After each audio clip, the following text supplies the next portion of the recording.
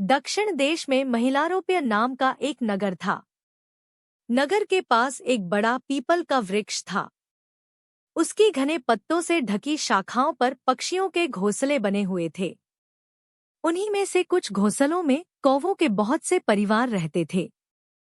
कौवों का राजा वायसराज मेघवर्ण भी वहीं रहता था। वहां उसने अपने दल के लिए एक व्यू सा बना लिया था। उससे कुछ दूर पर्वत की गुफा में उल्लव का दल रहता था। इनका राजा अरिमर्दन था। दोनों में स्वाभाविक वैर था। अरिमर्दन हर रात पीपल के वृक्ष के चारों ओर चक्कर लगाता था। वहां कोई इकला दुकला कौवा मिल जाता तो उसे मार देता था। इसी तरह एक एक करके उसने सैकड़ों कौवे मार दिए। तब मेघवर्ण ने अपने मंत्रियों को बुलाकर उनसे उलूकराज के प्रहारों से बचने का उपाय पूछा। उसने कहा, कठिनाई यह है कि हम रात को देख नहीं सकते और दिन को उल्लू न जाने कहाँ जा छिपते हैं। हमें उनके स्थान के संबंध में कुछ भी पता नहीं। समझ नहीं आता कि इस समय संधि, युद्ध, यान, आसन, संश्रय, द्वैधीभाव आदि उपायों में से किसका प्रयोग किया जाए। पहले मेघवर्ण ने उज्जीवी नाम के प्रथम सचिव से प्रश्न किया। उसने उत्तर दिया, महाराज, बलवान शत्रु से युद्ध नहीं करना चाहिए। उससे तो संधि करना ही ठीक है। युद्ध से हानि ही हानि है। समान बल वाले शत्रु से भी पहले संधि करके कछुए की तरह सिमटकर शक्ति संग्रह करने के बाद ही युद्ध करना उचित है। उसके बाद संजीवी नाम के द्वितीय सचिव से प्रश्न किया गया। उसने कहा, महाराज, शत्रु के साथ संधि नहीं करनी चाहिए। शत्रु संधि के बाद भी नाश ही करता है। पानी अग्नि द्वारा गर्म होने के बाद भी अग्नि को बुझा ही देता है। विशेषतः क्रूर, अत्यंत लोभी और धर्म रहित शत्रु से तो कभी भी संधि न करे। शत्रु के प्रति शांति भाव दिखलाने से उसकी शत्रुता की आग और भी भड़क जाती है। वह और भी क्रूर हो जाता है। जिस शत्रु से हम आमने सामने की लड़ाई न लड़ सके उसे छलबल द्वारा हराना चाहिए, किंतु संधि नहीं करनी चाहिए। सच तो यह है कि जिस राजा की भूमि शत्रुओं के खून से और उनकी विधवा स्त्रियों के आंसुओं से नहीं सींची गई, वह राजा होने योग्य ही नहीं। तब मेघवर्ण ने तृतीय सचिव अनुजीवी से प्रश्न किया। उसने कहा, महाराज, हमारा शत्रु दुष्ट है, बल में भी अधिक है। इसलिए उसके साथ संधि और युद्ध दोनों के करने में हानि है। उसके लिए तो शास्त्रों में यान नीति का ही विधान है। हमें यहाँ से किसी दूसरे देश में चला जाना चाहिए। इस तरह पीछे हटने में कायरतादोष नहीं होता। शेर भी तो हमला करने से पहले पीछे हटता है। वीरता का अभिमान करके जो हठपूर्वक युद्ध करता है वह शत्रु की ही इच्छा पूरी करता है और अपने व अपने वंश का नाश कर लेता है। इसके बाद मेघवर्ण ने चतुर्थ सचिव प्रजीवी से प्रश्न किया। उसने कहा, महाराज, मेरी सम्मति में तो संधि, विग्रह और यान तीनों में दोष है। हमारे लिए आसन नीति का आश्रय लेना ही ठीक है। अपने स्थान पर दृढ़ता से बैठना सबसे अच्छा उपाय है। मगरमच्छ अपने स्थान पर बैठकर शेर को भी हरा देता है, हाथी को भी पानी में खींच लेता है। वही यदि अपना स्थान छोड़ दे तो चूहे से भी हार जाए। अपने दुर्ग में बैठकर हम बड़े से बड़े शत्रु का सामना कर सकते हैं। अपने दुर्ग में बैठकर हमारा एक सिपाही शत-शत शत्रुओं का नाश कर सकता है। हमें अपने दुर्ग को दृढ़ बनाना चाहिए। अपने स्थान पर दृढ़ता से खड़े छोटे छोटे वृक्षों को आंधी तूफान के प्रबल झोंके भी उखाड़ नहीं सकते। तब मेघवर्ण ने चिरंजीवी नाम के पंचम सचिव से प्रश्न किया। उसने कहा, महाराज, मुझे तो इस समय संश्रय नीति ही उचित प्रतीत होती है। किसी बलशाली सहायक मित्र को अपने पक्ष में करके ही हम शत्रु को हरा सकते हैं। अतः हमें यहीं ठहर कर किसी समर्थ मित्र की सहायता ढूंढनी चाहिए। यदि एक समर्थ मित्र न मिले तो अनेक छोटे 2 मित्रों की सहायता भी हमारे पक्ष को सबल बना सकती है। छोटे 2 तिनकों से गुथी हुई रस्सी भी इतनी मजबूत बन जाती है कि हाथी को जकड़कर बांध लेती है। 5 मंत्रियों से सलाह लेने के बाद वायसराज मेघवर्ण अपने वंशागत सचिव स्थिरजीवी के पास गया। उसे प्रणाम करके वह बोला, श्रीमान, मेरे सभी मंत्री मुझे जुदा जुदा राय दे रहे हैं। आप उनकी सलाहें सुनकर अपना निश्चय दीजिए। स्थिरजीवी ने उत्तर दिया, वत्स, सभी मंत्रियों ने अपनी बुद्धि के अनुसार ठीक ही मंत्रणा दी है। अपने अपने समय सभी नीतियां अच्छी होती हैं, किंतु मेरी सम्मति में तो तुम्हें द्वैधी भाव या भेदनीति का ही आश्रय लेना चाहिए। उचित यह है कि पहले हम संधि द्वारा शत्रु में अपने लिए विश्वास पैदा कर लें, किंतु शत्रु पर विश्वास न करें। संधि करके युद्ध की तैयारी करते रहें, तैयारी पूरी होने पर युद्ध कर दें। संधिकाल में हमें शत्रु के निर्बल स्थलों का पता लगाते रहना चाहिए। उनसे परिचित होने के बाद वहीं आक्रमण कर देना उचित है। मेघवर्ण ने कहा, आपका कहना निस्संदेह सत्य है, किंतु शत्रु का निर्बल स्थल किस तरह देखा जाए? स्थिरजीवी, गुप्तचरों द्वारा ही हम शत्रु के निर्बल स्थल की खोज कर सकते हैं। गुप्तचर ही राजा की आंख का काम देता है, और हमें छल द्वारा शत्रु पर विजय पानी चाहिए। मेघवर्ण, आप जैसा आदेश करेंगे वैसा ही मैं करूंगा। स्थिरजीवी, अच्छी बात है, मैं स्वयं गुप्तचर का काम करूंगा। तुम मुझसे लड़कर मुझे लहूलुहान करने के बाद इसी वृक्ष के नीचे फेंककर स्वयं सपरिवार ऋष्यमुख पर्वत पर चले जाओ। मैं तुम्हारे शत्रु उल्लुओं का विश्वासपात्र बनकर उन्हें इस वृक्ष पर बने अपने दुर्ग में बसा लूंगा और अवसर पाकर उन सब का नाश कर दूंगा। तब तुम फिर यहाँ आ जाना। मेघवर्ण ने ऐसा ही किया। थोड़ी देर में दोनों की लड़ाई शुरू हो गई। दूसरे कौवे जब उसकी सहायता को आए तो उसने उन्हें दूर करके कहा, इसका दंड मैं स्वयं दे लूंगा। अपनी चोंचों के प्रहार से घायल करके वह स्थिरजीवी को वहीं फेंकने के बाद अपने आप परिवार सहित ऋष्यमुख पर्वत पर चला गया। तब उल्लू की मित्र कृकालिका ने मेघवर्ण के भागने और अमात्य स्थिरजीवी से लड़ाई होने की बात उलूकराज से कह दी। उलूकराज ने भी रात आने पर दलबल समेत पीपल के वृक्ष पर आक्रमण कर दिया। उसने सोचा, भागते हुए शत्रु को नष्ट करना अधिक सहज होता है। पीपल के वृक्ष को घेरकर उसने शेष रह गए सभी कौवों को मार दिया। अभी उलूकराज की सेना भागे हुए कौवों का पीछा करने की सोच रही थी कि आहत स्थिरजीवी ने कराहना शुरू कर दिया। उसे सुनकर सबका ध्यान उसकी ओर गया। सब उल्लू उसे मारने को झपटे। तब स्थिरजीवी ने कहा, इससे पूर्व कि तुम मुझे जान से मार डालो, मेरी एक बात सुन लो। मैं मेघवर्ण का मंत्री हूँ।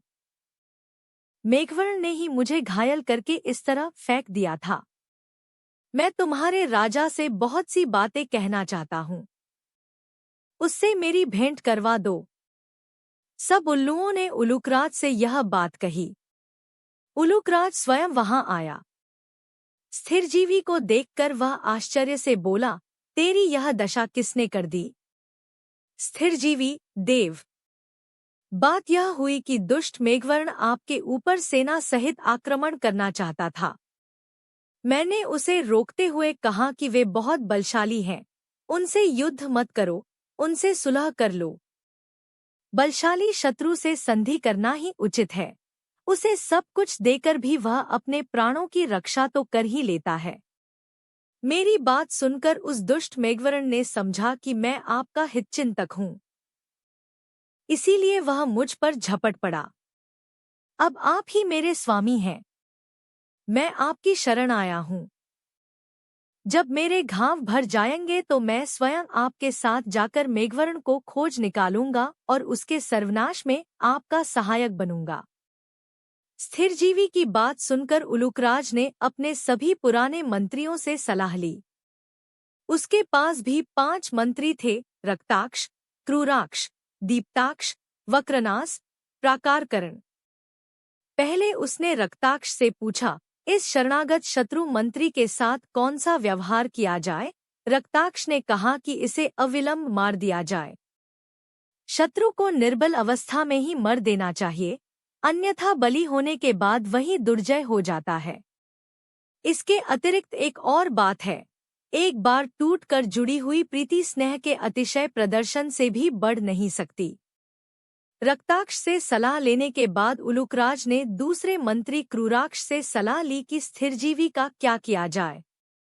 क्रूराक्ष ने कहा, महाराज, मेरी राय में तो शरणागत की हत्या पाप है। क्रूराक्ष के बाद अरिमर्दन ने दीप्ताक्ष से प्रश्न किया। दीप्ताक्ष ने भी यही सम्मति दी। इसके बाद अरिमर्दन ने वक्रनास से प्रश्न किया। वक्रनास ने भी कहा, देव, हमें इस शरणागत शत्रु की हत्या नहीं करनी चाहिए। कई बार शत्रु भी हित का कार्य कर देते हैं। आपस में ही जब उनका विवाद हो जाए तो एक शत्रु दूसरे शत्रु को स्वयं नष्ट कर देता है। उसकी बात सुनने के बाद अरिमर्दन ने फिर दूसरे मंत्री प्राकारकर्ण से पूछा, सचिव, तुम्हारी क्या सम्मति है? प्राकारकर्ण ने कहा, देव, यह शरणागत व्यक्ति अवध्य ही है। हमें अपने परस्पर के मर्मों की रक्षा करनी चाहिए। अरिमर्दन ने भी प्राकारकर्ण की बात का समर्थन करते हुए यही निश्चय किया कि स्थिरजीवी की हत्या न की जाए। रक्ताक्ष का उलूकराज के इस निश्चय से गहरा मतभेद था।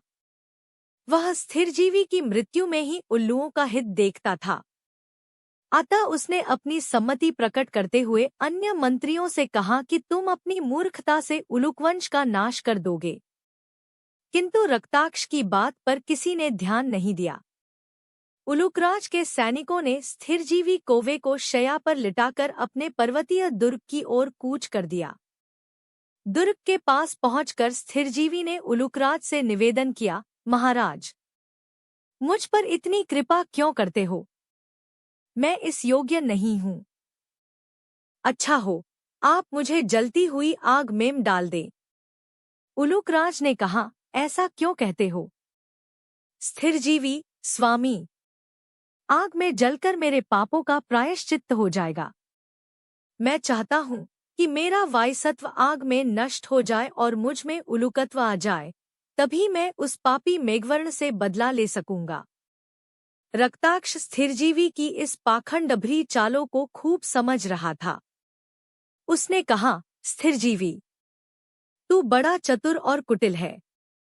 मैं जानता हूँ कि उल्लू बनकर भी तू कौवों का ही हित सोचेगा। उलूकराज के आज्ञानुसार सैनिक स्थिरजीवी को अपने दुर्ग में ले गए। दुर्ग के द्वार पर पहुंचकर उलूकराज अरिमर्दन ने अपने साथियों से कहा कि स्थिरजीवी को वही स्थान दिया जाए जहां वह रहना चाहे। स्थिरजीवी ने सोचा कि उसे दुर्ग के द्वार पर ही रहना चाहिए, जिससे दुर्ग से बाहर जाने का अवसर मिलता रहे। यही सोच उसने उलूकराज से कहा, देव, आपने मुझे यह आदर देकर बहुत लज्जित किया है। मैं तो आपका सेवक ही हूँ और सेवक के स्थान पर ही रहना चाहता हूँ। मेरा स्थान दुर्ग के द्वार पर ही रखिए। द्वार की जो धूली आपके पदकमलों से पवित्र होगी उसे अपने मस्तक पर रखकर ही मैं अपने को सौभाग्यवान मानूंगा। उलूकराज इन मीठे वचनों को सुनकर फूले न समाये। उन्होंने अपने साथियों को कहा कि स्थिरजीवी को यथेष्ट भोजन दिया जाए। प्रतिदिन स्वादु और पुष्ट भोजन खाते खाते स्थिरजीवी थोड़े ही दिनों में पहले जैसा मोटा और बलवान हो गया। रक्ताक्ष ने जब स्थिरजीवी को हृष्टपुष्ट होते देखा तो वह मंत्रियों से बोला, यहाँ सभी मूर्ख हैं। लेकिन मंत्रियों ने अपने मूर्खताभरे व्यवहार में परिवर्तन नहीं किया। पहले की तरह ही वे स्थिरजीवी को अन्नमांस खिला-पिलाकर मोटा करते रहे। रक्ताक्ष ने यह देखकर अपने पक्ष के साथियों से कहा कि अब यहाँ हमें नहीं ठहरना चाहिए। हम किसी दूसरे पर्वत की कंदरा में अपना दुर्ग बना लेंगे। फिर रक्ताक्ष ने अपने साथियों से कहा कि ऐसे मूर्ख समुदाय में रहना विपत्ति को पास बुलाना है। उसी दिन परिवार समेत रक्ताक्ष वहां से दूर किसी पर्वत कंदरा में चला गया। रक्ताक्ष के विदा होने पर स्थिरजीवी बहुत प्रसन्न होकर सोचने लगा, यह अच्छा ही हुआ कि रक्ताक्ष चला गया। इन मूर्ख मंत्रियों में अकेला वही चतुर और दूरदर्शी था। रक्ताक्ष के जाने के बाद स्थिरजीवी ने उल्लुओं के नाश की तैयारी पूरे जोर से शुरू कर दी। छोटी छोटी लकड़ियां चुनकर वह पर्वत की गुफा के चारों ओर रखने लगा। जब पर्याप्त लकड़ियां एकत्र हो गई तो वह एक दिन सूर्य के प्रकाश में उल्लुओं के अंधे होने के बाद अपने पहले मित्र राजा मेघवर्ण के पास गया और बोला, मित्र, मैंने शत्रु को जलाकर भस्म कर देने की पूरी योजना तैयार कर ली है। तुम भी अपनी चोंचों में एक एक जलती लकड़ी लेकर उलूकराज के दुर्ग के चारों ओर फैला दो। दुर्ग जलकर राख हो जाएगा। शत्रुदल अपने ही घर में जलकर नष्ट हो जाएगा। यह बात सुनकर मेघवर्ण बहुत प्रसन्न हुआ। उसने स्थिरजीवी से कहा, महाराज, कुशलक्षेम से तो रहे, बहुत दिनों के बाद आपके दर्शन हुए हैं। स्थिरजीवी ने कहा, वत्स, यह समय बातें करने का नहीं। यदि किसी शत्रु ने वहां जाकर मेरे यहाँ आने की सूचना दे दी तो बनाया खेल बिगड़ जाएगा। शत्रु कहीं दूसरी जगह भाग जाएगा। जो काम शीघ्रता से करने योग्य हो उसमें विलंब नहीं करना चाहिए। शत्रुकुल का नाश करके फिर शांति से बैठकर बातें करेंगे। मेघवर्ण ने भी यह बात मान ली। कौवे सब अपनी चोंचों में एक एक जलती हुई लकड़ी लेकर शत्रु दुर्ग की ओर चल पड़े और वहां जाकर लकड़ियां दुर्ग के चारों ओर फैला दी। उल्लुओं के घर जलकर राख हो गए और सारे उल्लू अंदर ही अंदर तड़प कर मर गए। इस प्रकार उल्लुओं का वंशनाश करके मेघवर्ण वायसराज फिर अपने पुराने पीपल के वृक्ष पर आ गया। विजय के उपलक्ष्य में सभा बुलाई गई। स्थिरजीवी को बहुत सा पुरस्कार देकर मेघवर्ण ने उससे पूछा, महाराज, आपने इतने दिन शत्रु के दुर्ग में किस प्रकार व्यतीत किए? शत्रु के बीच रहना तो बड़ा संकटापन्न है। हर समय प्राण गले में अटके रहते हैं। स्थिरजीवी ने उत्तर दिया, तुम्हारी बात ठीक है, किंतु मैं तो आपका सेवक हूँ। सेवक को अपनी तपश्चर्या के अंतिम फल का इतना विश्वास होता है कि वह क्षणिक कष्टों की चिंता नहीं करता। इसके अतिरिक्त मैंने यह देखा कि तुम्हारे प्रतिपक्षी उलूकराज के मंत्री महामूर्ख हैं। एक रक्ताक्ष ही बुद्धिमान था, वह भी उन्हें छोड़ गया। मैंने सोचा यही समय बदला लेने का है। शत्रु के बीच विचरने वाले गुप्तचर को मान अपमान की चिंता छोड़नी ही पड़ती है। वह केवल अपने राजा का स्वार्थ सोचता है। मान मर्यादा की चिंता का त्याग करके वह स्वार्थ साधन के लिए चिंताशील रहता है।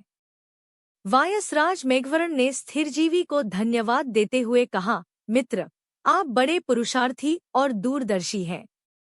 एक कार्य को प्रारंभ करके उसे अंत तक निभाने की आपकी क्षमता अनुपम है। संसार में कई तरह के लोग हैं। नीचतम प्रवृत्ति के वे हैं जो विघ्न भय से किसी भी कार्य का आरंभ नहीं करते। मध्यम वे हैं जो विघ्न भय से हर काम को बीच में छोड़ देते हैं, किंतु उत्कृष्ट वही हैं जो सैकड़ों विघ्नों के होते हुए भी आरंभ किए गए काम को बीच में नहीं छोड़ते। आपने मेरे शत्रुओं का समूल नाश करके उत्तम कार्य किया है। स्थिरजीवी ने उत्तर दिया, महाराज, मैंने अपना धर्म पालन किया। दैव ने आपका साथ दिया। पुरुषार्थ बहुत बड़ी वस्तु है, किंतु दैव अनुकूल न हो तो पुरुषार्थ भी फलित नहीं होता।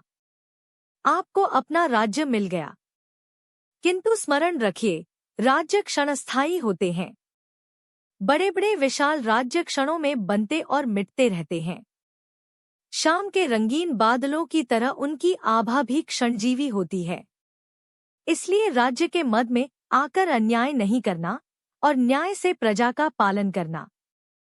राजा प्रजा का स्वामी नहीं, सेवक होता है। इसके बाद स्थिरजीवी की सहायता से मेघवर्ण बहुत वर्षों तक